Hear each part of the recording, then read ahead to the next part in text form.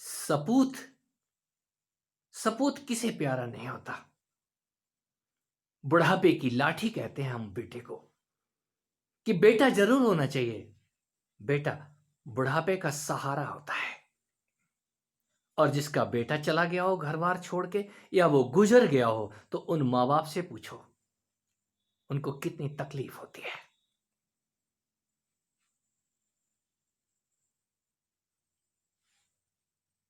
कृष्ण उस कंस को मारने जा रहे हैं और उस गोकुल को छोड़ रहे हैं।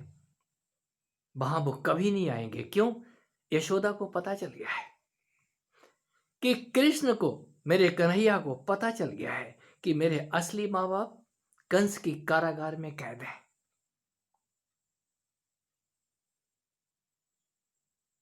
तो कृष्ण करें तो करें क्या? यशोदा को समझा रहे हैं, नंद बाबा को समझा रहे हैं। नंद बाबा सरीखे बार बार पूछते हैं, एक कन्हैया तू बता ना, मैंने सुना है तू भगवान है। तू भगवान है, क्या तू सच का भगवान है? ये कृष्ण की वाणी, जैसे शास्त्र कहते हैं, कृष्ण बड़े प्रेम से बाबा के गले में हाथ डाल के बोलते हैं, बाबा ये सच है मैं भगवान हूं, और ये भी सच है कि आप भी भगवान हो।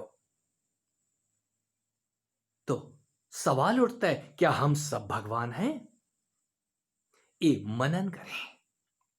जब कोई जान जाता है तो वो दावा नहीं करता कि वो भगवान है, क्योंकि है ही यहां भगवान के अलावा कोई दूसरा नहीं है। ध्यान, मैं उस ध्यान की तरफ बार बार जोर देता हूं। कोई भी समर्थ, कोई भी सदगुरु उस ध्यान के सूत्र को देता है, वो उस पुत्र को, उस बीज को प्रदान करता है जो आपकी गोद में, आपके हाथों और शरीर पे 24 घंटे आपको सुख देता है।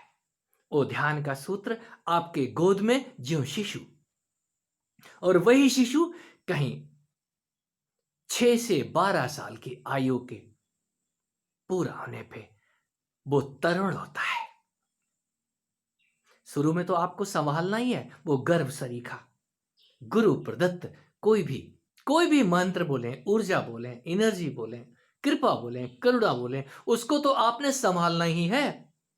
कहीं आप उसको गोरख के सरीखे गोबर के ढेर में फेंक के आ गए। आपने ध्यान का सूत्र तो ले लिया है और बस एक कोने में रख करके बैठ गए। कहीं किताब में रख दिया है, कहीं लिख के रख दिया है कि जब कभी याद आ जाएगी, टाइम मिलेगा तो उस मंत्र को हम जपेंगे, करेंगे, या जो कुछ भी आप जानिए। मैं इतना ही कहता हूं, कोई भी समर्थ उस पुत्र का दान करता है, वो ऐसा पुत्र देता है जो आपको दिखता नहीं है, लेकिन एक समय आने पे आपकी सेवा करता है। और ऐसी सेवा करता है, ये बाहर का पुत्र तो छोड़ के चल देगा, बीमार भी हो जाएगा, बहाने भी मार देगा, लेकिन वो ऐसा पुत्र है आपको कभी नहीं छोड़ता। मैं उसी को सपूत कहता हूं, सुपुत्र कहता हूं। वो ध्यान में पैदा होने वाला आपका पुत्र, मैं उसी को कन्हैया कहता हूं। मैं उसी को राधा कह सकता हूं। कुछ और भी नाम दे लीजिए, उसके उदय के बाद आपके जीवन में अंधेरा नहीं होता। और जिन्होंने उस परम तत्व को जाना है, वो परम तत्व उनके साथ सपूत रूप से उनकी सेवा करता है ता उम्र। स्वामी राम तीर्थ कहीं हरिद्वार प्रवास के अंदर अपने पिता को चिट्ठी लिखते हैं, अपने गुरु को चिट्ठी लिखते हैं, मुझे वो मिल गया है नौकर, वो मेरे कपड़े भी धो देता है, मेरे लिए खाना भी ले आता है और मुझे खिला भी देता है, और जब मैं सोता हूं तो मेरे हाथ पैर भी दबाता है। मुझे एक ऐसा दोस्त मिल गया है गुरुदेव, आपकी कृपा से। तो गुरु का तो कोई जवाब उस ग्रंथ में वर्णित नहीं है। राम तीर्थ की वाणी कदम कदम पे गवाही देती है कि मुझे कुछ ऐसा मिल गया है जो मेरे साथ सदा ही मस्त रहता है और मुझे भी मस्त रखता है। वो मस्ती उनके जीवन में देखी जा सकती है, उनकी लेखनी में उस मस्ती की मौजें दिखाई देती हैं। और जिसने भी उसको जाना है, कोई तो नाच के दिखाता है। यहां नाच कौन रहा है? वो नाचने वाला तो कोई और ही आ गया है, गाने वाला कोई और ही पैदा हो गया है, बोलने वाला कोई और ही पैदा हो जाता है। लोग सवाल करते हैं, हमने महात्मा जी से बात करनी है, तो बोलने वाला महात्मा जी तो कुछ और बोलता है, बट फोन पे जो बोलने वाला महात्मा जी कुछ और दिखाई देता है। नहीं, आप कोई और बोल रहे हैं। हमने तो महाराज जी से बात करनी थी। अरे भाई, अब महाराज जी को मैं बुला के कहां से लेकर के आऊंगा? वो बोल के वो तो गुम हो गया, भाग गया। अब फंस गया मैं। लोग मुझे देख लेते हैं। सुनने के बाद, उस वाणी को सुनने के बाद, उस शकल को देख लेने के बाद में लोग उस व्यक्ति को पकड़ने लग जाते हैं जिसके मुंह से वो बोल के जा रहा है। वो विचित्र, वो निशब्द शब्द निकाल के जा रहा है, वो निराकार आकार दिखा के जा रहा है। अब उसको कैसे पकड़ा दें? एक ही उपाय है। जो भी जानता है वो आपको उपाय बताएगा, भाई आप भी ऐसा करो, और वो आपकी पकड़ में आएगा। लोगां दे सहारे बड़े होणगे, मेरा तो सहारा एक तू है। लोगों के तो अनंत सहारे हो सकते हैं, बहुत सहारे हो सकते हैं। मेरा तो सहारा किसी ध्यानी का, किसी स्वामी का एक वही स्वामी होता है। किसी महात्मा के आगे यदि स्वामी शब्द लग रहा है, तो कहीं उसका कोई स्वामी मिल गया उसको। उसको जानने के बाद ही कोई अपने नाम के आगे स्वामी शब्द लगाता है। मेरे स्वामी है ना, तो मेरे स्वामी जब बोलते हैं तो मैं चुप हो जाता हूं। कैसे कह दूं कि यहां बोलने वाला तो कोई और ही है?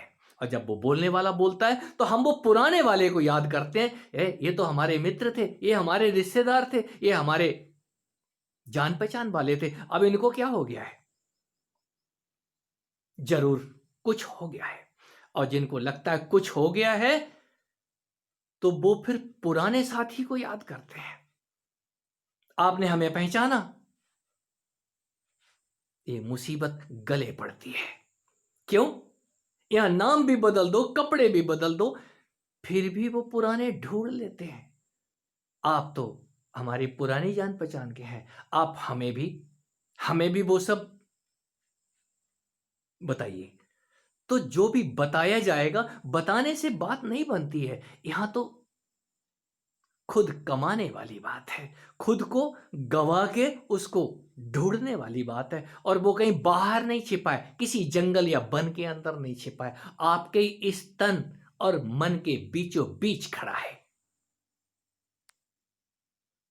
यदि आप तन पकड़ लेते हैं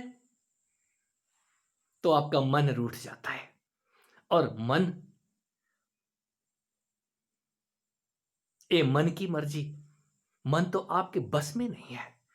ये तन और मन के बीच हम जो सेतु बनाते हैं, ध्यान का सेतु, ये तन और मन जब एक होते हैं तो एक पुत्र पैदा होता है, सपूत पैदा होता है। ध्यान में मैं उसी का जन्म कहता हूं, वही कृष्ण, वो कन्हैया कहीं सात के मरने के बाद ही आता है। ये सातों चक्र जो ढो रहे हैं लोग अपने शरीर के अंदर, हमारे शरीर में सात जगह से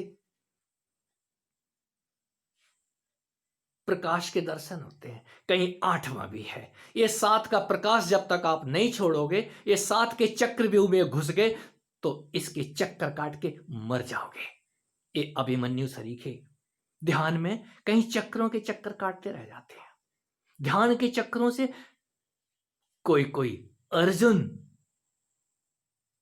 अर्जन करता है, कृष्ण की कृपा से, उस किसी गुरु की कृपा से। और जब वो अर्जन कर लेता है तो उस सपूत का साथ पाता है, वो सारथी पाता है जो उसके रथ को छोड़ के कभी जाता नहीं है, और ऐसा सारथी जिसका वध किया नहीं जा सकता। वो सारथी आपके साथ है, हम उस सारथी को पाएं कैसे? उस सारथी को पाने के लिए ही तो ध्यान है। 12-12 साल, ये 12 साल के वनवास अनायास नहीं है। ये कागजों के इशारे, ये ग्रंथों की कहानियां आपको समझ आनी चाहिए। कोई 12 साल खपा के तो देखे। 12 साल का बच्चा अपने माँ बाप को खोजने निकल पड़ता है। मेरे माँ बाप तो कंस की कारागार में कैद हैं, उससे पहले तो उस कंस को मारूंगा, उस शक को धराशायी करूंगा जिसने मेरे माँ बाप को छुपा रखा है। तो ये शक शक मारने के लिए आपको ध्यान के 12 साल से गुजरना ही होगा। जब आप अपनी उस 12 साल को पूरा करते हैं, 12 साल का सूखा, 12 साल का वनवास, ये सब का सब बारंबार करने से समझ आता है ये 12 क्या है। 7वें के बाद कहीं 8वां कृष्ण भी है। और उस सखा के आने के बाद में आप अनाथ नहीं होते। उस स्वामी के आने के बाद आप उसके फिर मित्र होते हैं, सखा होते हैं। और वो सखा ऐसा है, कभी दगा नहीं देता, वो ही एक सगा है आपका। उसको खोजने के लिए ही मैं ध्यान जैसी प्रक्रिया से गुजारने की बात करता हूं अपने आप को। यदि खोजना है तो चलना आपको ही है, और खोजना है तो खो जाने के डर से डरिए मत। जो खो जाते हैं मिलता उन्हीं को है।